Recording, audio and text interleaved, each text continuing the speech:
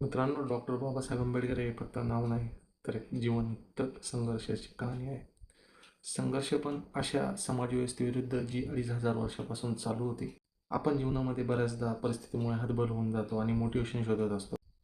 बाबासाहेब आंबेडकर हे असे अतुलनीय व्यक्तिमत्व आहे, ज्यांनी नाकारल्या गेलेल्या हक्काला जिद्द व मेहनतीने हासिल करून नवीन क्रांती घडवली. लहानपणी शाळेत बसू दिलं नाही, तर त्यांनी परदेशात जाऊन उच्च शिक्षण घेऊन महत्त्वाच्या पदव्या संपादन केल्या आणि जागतिक इतिहासामध्ये आपला ठसा उमटवला.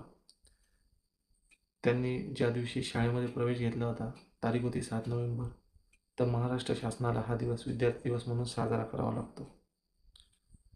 ज्या मनुस्मृतीने विषमतावादी समाजव्यवस्था आणून दीन, दलित, गरीब, पिछड्या लोकांचे, बहुजनांचे हक्क अबाधित करून ठेवले होते, त्यांच्यावर अमानुष छळ व अन्याय होत होता. अशा समाजव्यवस्थेविरुद्ध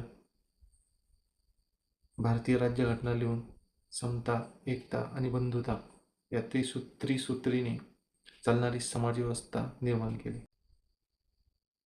आपण जर बाबासाहेब आंबेडकर यांना वाचायला सुरुवात केली, तर पानोपानी अशा संघर्षाच्या गाथा उभ्या राहतील. असा हा संघर्ष योद्धा आहे.